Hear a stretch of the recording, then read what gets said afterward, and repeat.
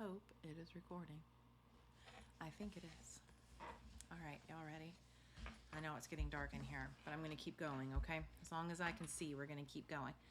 So this is chapter 5. So if you're following along with me, page 32, and if you're just listening, did I show you pictures from the previous? There were no pictures so far. So I haven't missed anything. Okay. Chapter 5.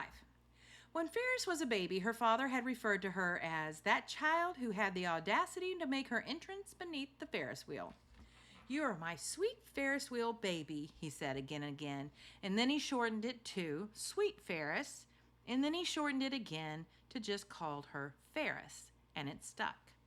No one used her real name very much except for Charisse, who sometimes called her Emma Phineas, pushing the two names together and making them one long word, and a word that sounded like it could appear on a vocabulary list, a word that Ferris could spell but couldn't define. Was Emma Phineas an exotic flower? A famous ship? Some strange malady? "Emma Phineas," said Charisse very quietly. They were together in Charisse's room. Charisse was in bed and Ferris was in the window seat. Billy Jackson was waiting downstairs. "Do you want to play cards?" said Ferris. "I do not," said Charisse. "Go on with Billy Jackson. I'm just fine, darling." The fan in the window was spinning in a lazy, half-hearted way, and the room smelled like the Florida water, cloves and cinnamon and sweet orange, that Charisse dabbed on her wrist and neck every morning and night. Ferris's scalp itched. She kept seeing pieces of her strange, fizzy hair out of the corner of her eye. It alarmed her. It was like having a wild animal crocheted on top of your head. "Shirley has done you no favors with that permanent," said Charisse. "I know it," said Ferris. She sighed. "It will be fine, darling," said Charisse. "What will be?" said Ferris. "Everything," said Charisse. "I was thinking," said Ferris, "what if the ghost is here because you don't feel well?" "Do you mean to imply that the ghost has come to collect me for the next world? That she is here to escort me to the great beyond?" Charisse laughed. "Well, I wouldn't mind leaving." "Don't say that," said Ferris. "We come and go, darling. That's what we do. Speaking of which, your dog is waiting for you and your friend. Go on now." Boomer was sitting at the threshold of the room, staring at Ferris and panting. There were breadcrumbs in his whiskers. "I'll be right there," Ferris said to him. And then she looked over at Charisse and saw that she was asleep, with her hands crossed over her stomach and a smile on her lips. I'm going to try to scoot my light closer. Doesn't help you guys, but it helps me see the book. Ferris had a sudden intimation of things to come, of the world, Ferris's world, without Charisse in it. Intimation was a milk vocabulary word. It meant an indication, a hint. Ferris got up out of the window seat and went and shook Charisse by the shoulder. Charisse opened one eye. Now I can't find my spot. She looked at Ferris like she had no idea who she was. "It's me," said Ferris. "Darling," said Charisse. She blinked. "I know. I would recognize you anywhere, even with that ridiculous hairdo. Go run with Billy Jackson. You wouldn't believe how much of your life you spend not getting to run." "Okay," said Ferris, "but I'll be back." "Of course you will," said Charisse, and she closed her eyes. When Ferris walked out of Charisse's room, she felt something strange brush up against her, as if she were stepping through a silvery curtain. "I think I felt it," said Ferris, turning back to Charisse. "I felt the ghost." Her grandmother's eyes were closed. She said nothing in response. From downstairs, Billy Jackson called, "Come on, Ferris, let's go." And she went. Okay, chapter 6. Ferris and Billy Jackson ran. They ran with Boomer running alongside them and running ahead of them, stopping to sniff things and then running again, working to catch up to them. Ferris's hair felt funny, but the rest of her felt good. Her legs were strong and so was her heart. She thought that maybe she could run forever and ever. She and Billy Jackson and Boomer ran downtown past Shirley Curl and Bowie Hardware and the Furnace Dime Store and Ferris's father's office, Wilkie & Sons Architect. They ran to Big Billy Jackson's steakhouse. Big Billy Jackson was Billy Jackson's father. He had been a famous football player, and now he owned the steakhouse. Uncle Ted had painted the sign in front of the restaurant. It was a giant portrait of Big Billy Jackson holding a football in one hand and a steak in the other. And there were words coming out of Big Billy's mouth in a cartoon bubble that said, "I'm Big Billy Jackson, and I know how to do two things, throw a football and cook a steak." So at least we know now that Uncle Ted actually can paint, if he had painted this in front of the restaurant, right? People came to the restaurant so they could get their picture taken with Big Billy. They said, "Big Billy, I have always been such a fan." And, "Big Billy, nobody in the history of the world played ball like you." And, "Big Billy, I hear you have a son. Is he working to carry on the football tradition?" "My son," Big Billy would say, "is a piano player. He plays classical music, and he comes in here every day and practices on the steakhouse piano. Ain't that something? You never do have to ask him to practice. Every day he plays his music, and it is beautiful." Big Billy smiled so big and proud when he talked about Billy Jackson that no one ever said, "What in the world, Big Billy? How could you let a boy of yours mess around with a piano? Why aren't you putting a football in that child's hands? Why?" "Look at my hands," Big Billy would say. "Look at these old mitts." Big Billy Jackson's hands looked like hams. "I couldn't never play the piano. Never in a million years. And my boy was born to play the piano. Been hearing piano music in his head since he got here. Been playing the piano since before he could even talk. Ain't it something? Ain't it the biggest mystery you ever heard of?" No one argued with him. They all agreed it was a mystery. So many things were mysteries. That was what Ferris thought as she sat on the roof of Big Billy Jackson's steakhouse. On the roof? What? Don't you love it when a parent brags on their child like that? They're so proud of them. It is pretty amazing how he plays the piano, but he's so young, right? The air above the restaurant smelled like steak and mashed potatoes and hot tar. The roof was flat and warm from the sun beating down on it all day. Ferris and Billy Jackson sat side by side. Billy was humming, looking up at the sky. The last of the evening light glinted off his glasses. "I think Charisse needs to go to the doctor," said Ferris. Billy Jackson lowered his head and turned to look to Ferris. "What's wrong with her?" Ferris shrugged. Out of the corner of her eye, she saw one of her frizzy curls bounce up and down. The word ignoble went through her head, and she said it out loud. Ignoble. Ignoble was a milk vocabulary word.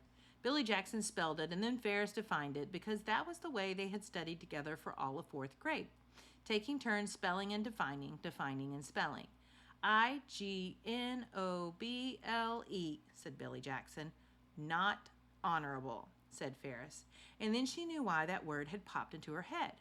She was feeling ignoble about having described Uncle Ted's painting to Aunt Shirley. So she doesn't feel like it was very honorable of her to have described the painting to Aunt Shirley. She told Billy Jackson about how she had been sent to spy on Aunt Shirley and how she had ended up betraying Ted by talking about the foot. "He's just painted one foot?" said Billy Jackson. "Yes," said Ferris. "History has got a lot of feet on it," said Billy. He was quiet for a minute. "Guess you got to start somewhere." "Yeah, that's what Uncle Ted said. I just wish I hadn't told Shirley about it." Ferris was glad Ted hadn't shown up for dinner. She didn't want to explain to him how she had failed. "Also," said Ferris, "there are other problems. My dad says there's a raccoon in the attic, and Charisse is seeing a ghost." "A real ghost?" said Billy Jackson. "I think so. Charisse says that Boomer sees her, too. It's a woman ghost wearing a long dress and carrying a handkerchief." Boomer barked.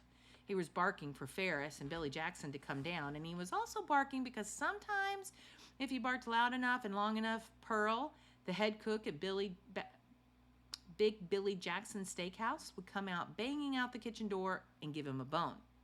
Billy Jackson smiled. "Boomer's down there hoping for a bone." "The dogs bark, but the caravan passes by," said Ferris. "The dogs bark, but the caravan passes by" was something that Ferris's father said all the time. He said it just as often as he said he was a mild-mannered man who loved the world and all its creatures. "What does that mean, though, about the caravan and the dogs?" said Billy.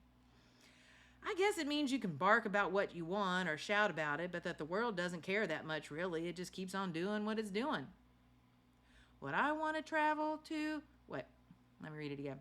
What I want is to travel all over the world and play the piano, said Billy Jackson. What do you want?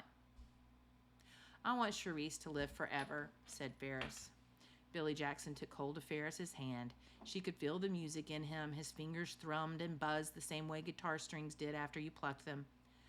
Charisse says that every story is a love story, said Ferris. Yeah, said Billy, I know. Do you believe it, though? Billy Jackson looked up at the sky. Yes, he said. Boomer barked again. The screen door to the steakhouse creaked open. You big mess of a dog, Ferris heard Pearl say. You big mess. I ain't never in my life seen a dog with so much fur. I can't tell one end of you from the other. The screen door banged shut. Ferris leaned forward and looked over the edge of the roof. Boomer was standing with a big bone in his mouth, wagging his tail. But what's the point of love if people die? Ferris said, still staring down at Boomer. That's what music's for, said Billy Jackson, which wasn't really an answer, but still, it seemed like one. Billy Jackson started to hum. Mysterious barricades, said Ferris. Billy Jackson nodded. He kept humming. The two of them sat on the roof of the steakhouse until the first pinpricks of stars appeared, and then they walked back to Ferris's house, Boomer trotting behind them, carrying his big steak bone, Billy Jackson still humming, bats flitting around their heads, the crickets singing and singing, music everywhere. Chapter 7. On Monday, Ferris and her mother and Charisse and Pinky went to the Devon Medical Center to see what was wrong with Charisse. Charisse wore a flowered dress. Pinky had on her black cape, and Ferris's permed hair seemed to have grown even fuzzier and wilder. It's a permanent, said her mom. That's what it's called. A permanent. That means you're in it for the long haul. Think about that the next time you stop in to visit your Aunt Shirley. Ferris thought about it, and it didn't cheer her up much. Hello, hello, said Dr. Trench when he walked into the examining room and found the four of them waiting for him. How exciting! It's the traveling circus. Something like that, said Ferris's mother, and she sighed. How are you, Sarah?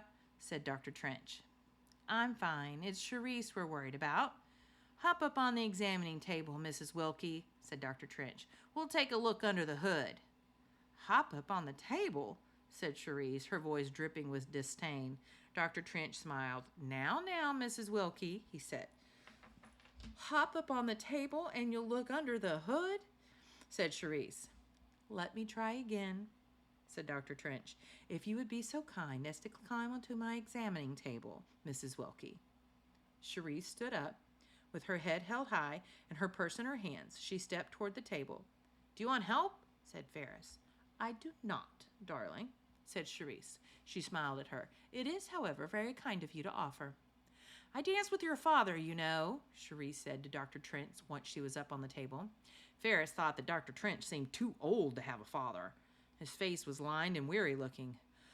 Oakley Trench. He and I danced together at the VFW, said Charisse. He was not a good dancer, but it made no difference. We were young.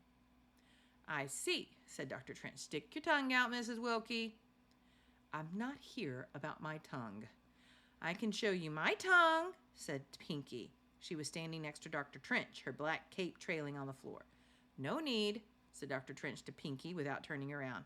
What are you here about then, Mrs. Wilkie?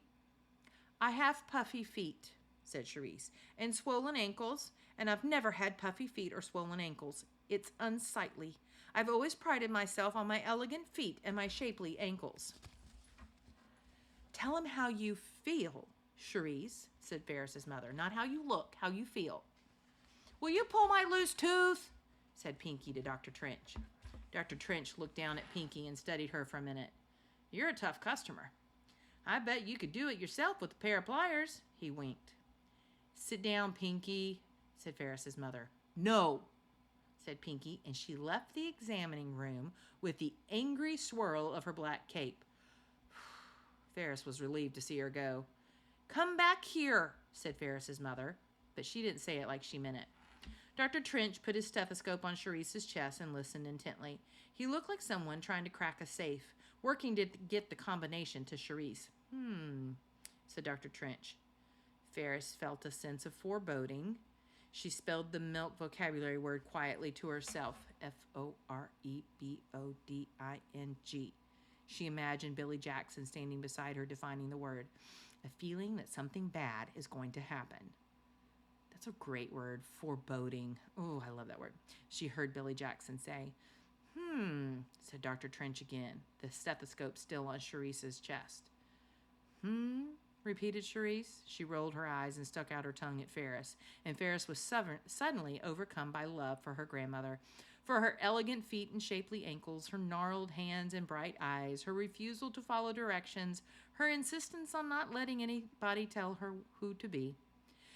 You are too much of a rule follower, Ferris, Charisse had said to her once. You have to insist on being yourself.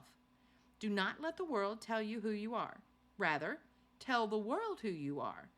Pinky understands this. She takes it to an extreme, of course. Ferris made sure that Dr. Trench couldn't see her, and then she stuck her tongue out at Charisse. Charisse laughed, and Ferris felt another wave of love roll over her. The wave was so strong, so bright, that she had to bend over and take a deep breath. What in the world are you doing, Ferris? Said her mother, who was digging through her purse looking for something. There came a scream from somewhere in the building. Oh no, said Ferris's mother, looking up from her purse. Pinky. Pinky, said Ferris. Go get her, said their mother. Why do I always have to go get her? Said Ferris. You're her sister. That's why. Go. If you're listening to this, Westy, it reminded me of you talking about Wyatt, right? All right, chapter 8. This is our last chapter. Ferris stepped out of the examining room and bumped into a nurse whose name tag read Marla Dean. Excuse me, said Ferris. Marla Dean was staring down at the palm of her left hand in wonder. There was some blood. Actually, there was quite a lot of blood. She bit me, said Marla Dean, still looking at her hand. She was wearing a black cape, and she had the most beautiful face. She had the face of an angel, and then she bit me. Pinky did not have the face of an angel. Evidence, said Ferris's father, of the universe having... Pinky did have the face of an angel. Evidence, said Ferris's father, of the universe having a fantastic and highly developed sense of humor. Where are you going in such a hurry, sweetheart? That's what I said to her, said Marla Dean, and I put my hand, just, as a calming gesture, and she took hold of it and bit it. She bit my hand. I'm sorry, said Ferris. It occurred to her that she would probably spend the rest of her life apologizing for Pinky. She started to run down the hallway. She looked in all the examining rooms, and then she went out to the waiting room, where she found Pinky, sitting in an orange plastic chair with her legs crossed, turning the pages of a highlights magazine. Your hair looks stupid, said Pinky when she saw Ferris. I can't believe how stupid it looks. She bent her head and went back to studying the magazine. She turned a page. She had a very peaceful look on her face. Did you bite a nurse named Marla Dean? Said Ferris. I'm an outlaw. Wanted in all 50 states, shouted Pinky. She threw the magazine down and went racing out the automatic doors of the clinic, her cape flying behind her. Is that your sister? Said the receptionist. No, said Ferris. You have such interesting hair.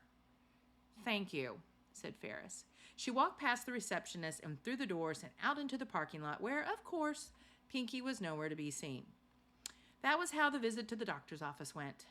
It wasn't until later in the day that Ferris learned what Dr. Trench had said, that Charisse's heart wasn't working the way it should.